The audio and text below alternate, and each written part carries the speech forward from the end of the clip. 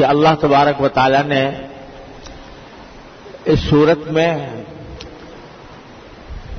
انسان کو اس بات پر متنبہ فرمایا ہے کہ اس کی پوری زندگی مختلف قسم کی مشقتوں میں گزرتی ہے. ہم نے پیدا ہی اس طرح کیا ہے اس کو کہ اس کی زندگی پیدائش سے لے کر مرتے دم تک مختلف قسم کی مشقتوں میں اس کو گزارنی ہوتی ہے.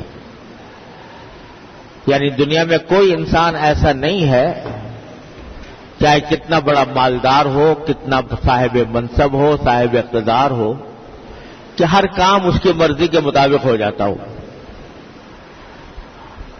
جو اس کی خواہش ہو وہ ضرور پوری ہو جاتی ہو. بہت سی خواہشیں ہوتی ہیں پوری نہیں ہوتی. بہت سے کام کرنا چاہتا ہے لیکن راستے میں رکاوٹیں پیدا ہوتی ہیں، مشکلات آتی ہیں. تو ہم نے انسان کو پیدا ہی اس طرح کیا ہے کہ اس پر طرح طرح کی مشقتیں گزرتی ہیں، جس سے کوئی بھی شخص کسی بھی شخص کو مفر نہیں ہے. تو جب مشقتیں اٹھانی ہی ہیں اور اپنی خواہشات کے خلاف بہت سے کام برداشت کرنے ہی ہیں، تو کیوں نہ انسان ایسی مشقت اٹھائے جس کے نتیجے میں اس کو آخرت کی ابدی راحتیں حاصل ہوں. یہ تو ہونا ہی ہے کہ ہر خواہش پوری نہیں ہوگی. تو اگر کسی گناہ کی خواہش پیدا ہو رہی ہے، اس خواہش سے اپنے آپ کو بچا لو، وہ مشقت برداشت کر لو جیسے کہ اور مشقتیں برداشت کرتے ہو.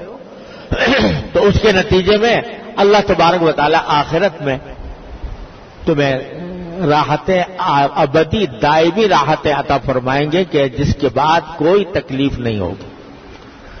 یا اگر کوئی دین کا مطالبہ ہے کہ فلاں کام کرو اور دل نہیں چاہ رہا کہ وہ کام کروں، طبیعت میں سستی ہو رہی ہے، کاہلی ہو رہی ہے، تو یہ مشقت برداشت کر لو. اس سستی کا مقابلہ کر کے وہ کام کر لو.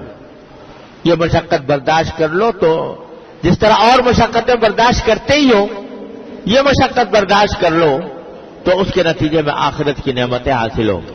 یہ ہے پوری سورت کا بنیادی موضوع. تو اس میں اللہ تبارک و تعالیٰ نے اپنی جو انسان کو نعمتیں عطا فرمائی ہیں ان کی طرف بھی متوجہ فرمایا کہ الم نجعل لہ عینین، کیا ہم نے اس کو دو آنکھیں نہیں بنائی، ولسانا، ایک زبان نہیں بنائی، وشفتین، دو ہونٹ نہیں بنائے، جس کی تفصیل پچھلے بیان میں عرض کر چکا ہوں کہ کیسی عظیم نعمتیں ہیں، کیونکہ مفت مل گئی ہیں، بے مانگے مل گئی ہیں، ان کو حاصل